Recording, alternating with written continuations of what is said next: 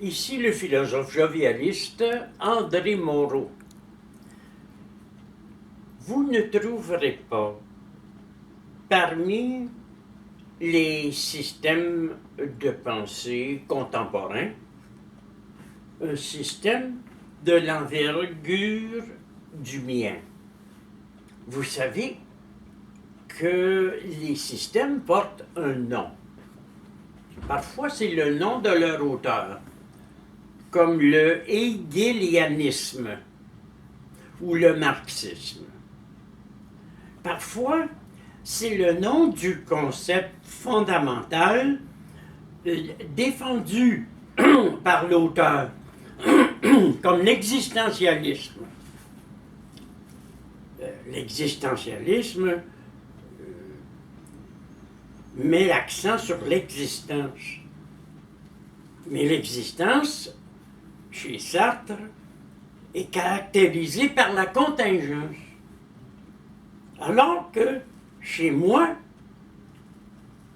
qui est développé un très vaste système, le jovialisme, l'accent est mis sur la joie, le bonheur, et pas une joie ordinaire, une joie constante et immodérée.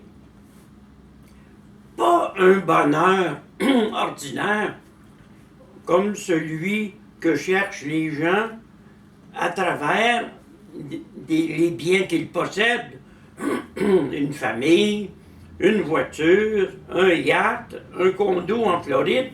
Non, non, c'est le bonheur infini. Le bonheur qui est l'expression de notre être, dont notre être est la source. Bien entendu, cela donne naissance à toutes sortes de réflexions. On se dit, c'est une philosophie simpliste, parce que tu parles du bonheur. Mais c'est plus que ça. Le bonheur ici n'est pas une émotion pour moi. C'est une structure archétypale de nature éthérique. Comprenez bien le mot éthérique. Il appartient à la philosophie. Il a été créé en français par les traducteurs des œuvres de M. Gurdjieff. Ce qui caractérise aussi ma philosophie, c'est que j'essaie de ne rien oublier de la saveur de notre vie quotidienne. Or, vous le savez, toute sa vie, l'homme ou la femme est comme imprégné d'une volonté de jouir. C'est normal. On s'est aperçu que l'existence sur Terre est passablement décevante. Hein? On avait demandé à un sage indien de résumer la vie de l'homme sur Terre. Et il a dit au roi qui lui avait fait cette demande, ça va me prendre du temps parce que j'ai beaucoup de choses à examiner. Après 20 ans, il avait fourni au roi 2 gros bouquins résumant la vie de l'homme sur Terre. Le roi lui dit, je n'aurai pas le temps de lire vos grands bouquins. Et vous allez me réduire la taille de ces bouquins pour que j'aie une réponse. Alors, il a réduit les 2 gros bouquins à un petit livre. Mais lorsqu'il le présenta au roi après 10 autres années, le roi était mourant. Il lui dit, je crains bien que je ne pourrai pas lire votre petit livre. Alors, il dit, pouvez-vous me résumer la vie de l'homme sur Terre en une phrase? Alors l'écrivain lui dit, eh bien, sire, je peux vous la résumer.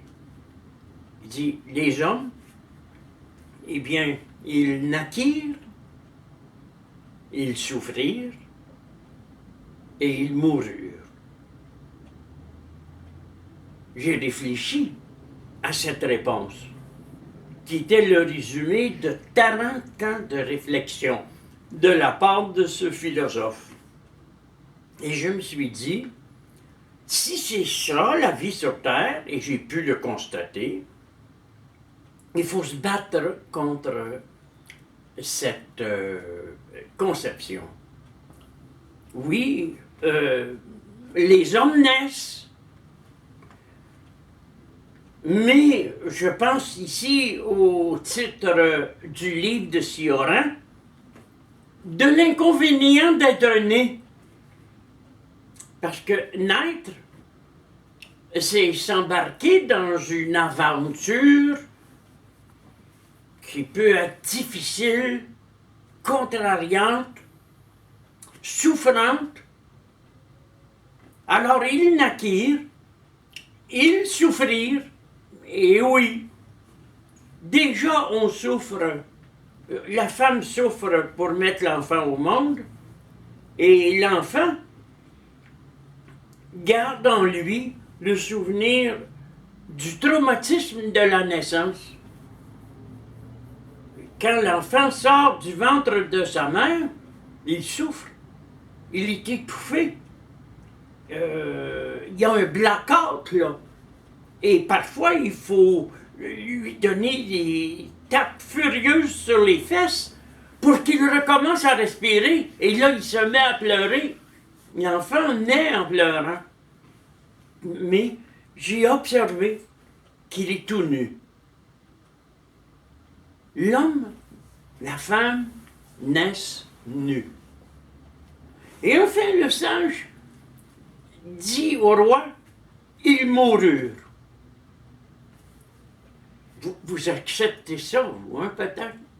Les religions vous disent qu'il faut mourir pour renaître, comme le papillon, qui est d'abord une chenille, puis il y a une conversion, il renaît sous la forme d'un magnifique papillon, mais ce sont des fables, mes amis. Ce n'est peut-être pas mourir qui est si difficile pour la majorité des hommes, parce que beaucoup de gens, quand ils meurent, ne sont déjà plus là. Ils sont déjà partis, ou ils sont sous l'influence de remèdes puissants. Non, c'est la perspective d'une fin de vie prématurée. L'homme serait beaucoup plus avancé qu'il ne l'est s'il vivait 500 ans. Eh non, la majorité des gens vont vivre 60, 70 ans, et beaucoup vont mourir très jeunes. Certains vont mourir à la naissance. D'autres vont mourir des maladies infantiles, d'autres vont mourir de faim. Vous comprenez, la vie sur Terre est une cochonnerie. Et ce que j'ai constaté, c'est qu'il fallait faire quelque chose. On ne pouvait pas continuer de prêcher, comme le christianisme, que l'homme est un pécheur et qu'il doit expier le mal par la souffrance. On ne peut pas continuer comme ça. Il y a quand même 2 milliards de chrétiens sur Terre. Et moi, je vous dis, vous êtes dans le champ. Et regardez, Marx. Marx ne nous dit pas qu'on est des pécheurs, il dit qu'on est des aliénés. L'aliénation marxiste, un concept que Marx a tiré de Hegel, l'aliénation marxiste, est un concept limité. Tu es condamné à la naissance à travailler. Et le citoyen, selon Marx, est un travailleur. Ça rejoint un peu le capitaliste, sauf que le capitalisme dit qu'il y a une grande joie à posséder des choses. Une Cadillac, des ordinateurs puissants, une maison, etc. Mais ça reste néanmoins que ces systèmes ont proposé à l'homme soit une expiation, soit le travail, et ça en revient à la souffrance rédemptrice. Mais moi, je pense encore ici à l'enfant qui naît. Il est tout nu. Moi, j'ai développé avec l'âge, vous savez que j'ai 83 ans, j'ai développé avec l'âge un diabète de vieillesse.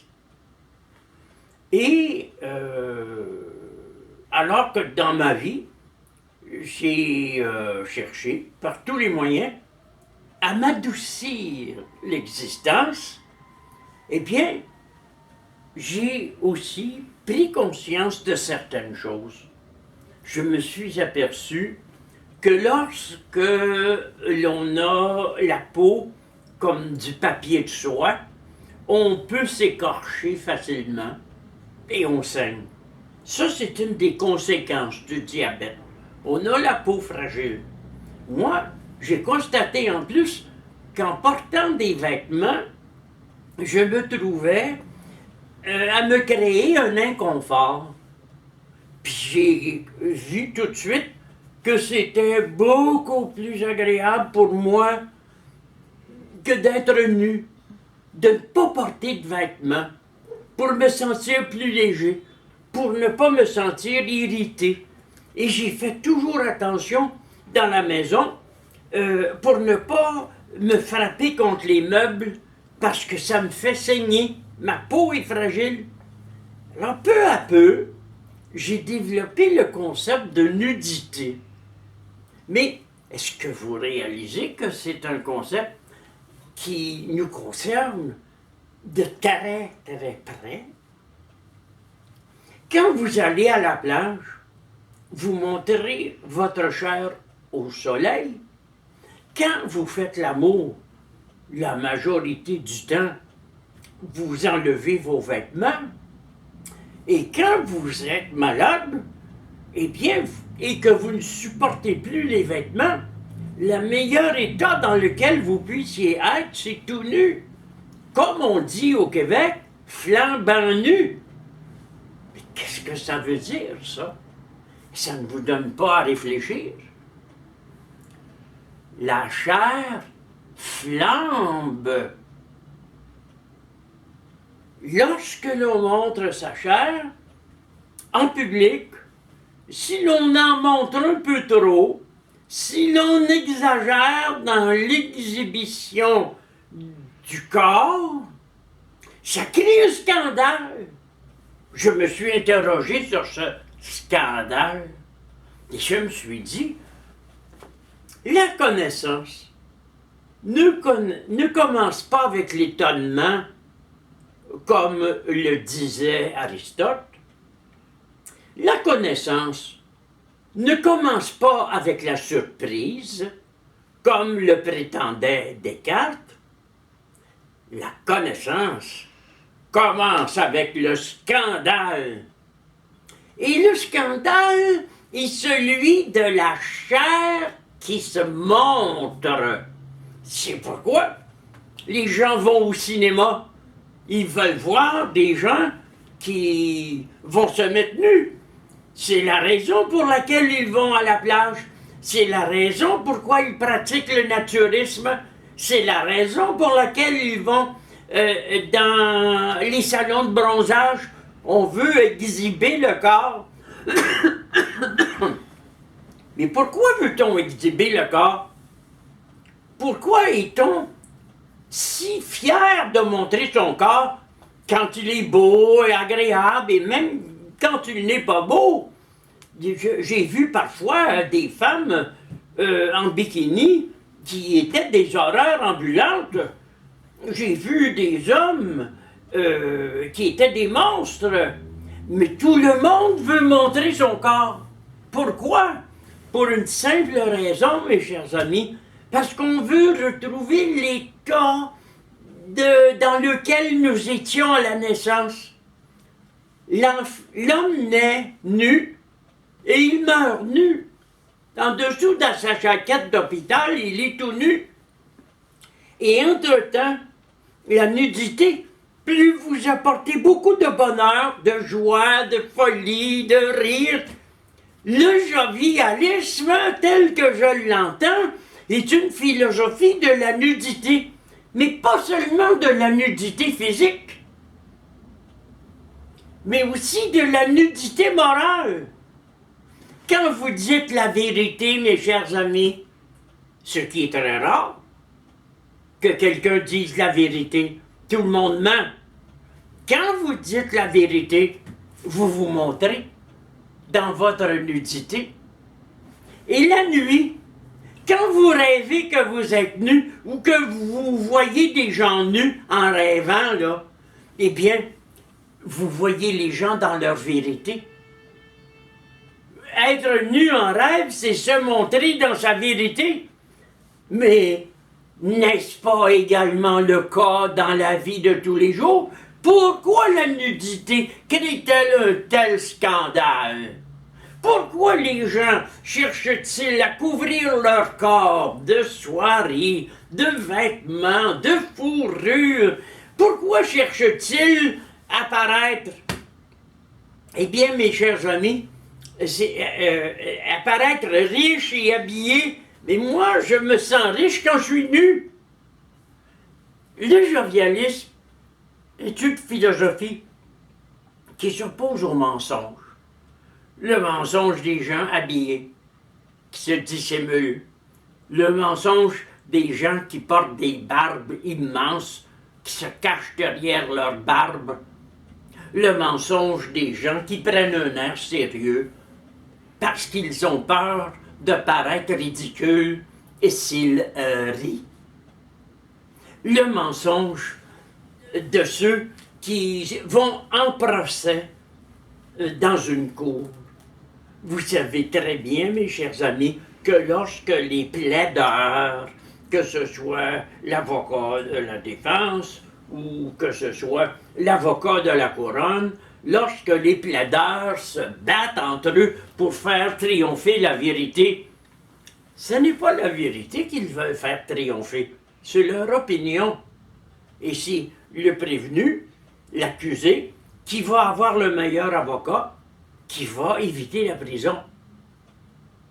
Alors la cour est le lieu de la fiction, où chacun veut avoir l'air de dire la vérité, alors qu'il ment. Il ment profondément. Les palais de justice sont les lieux du mensonge.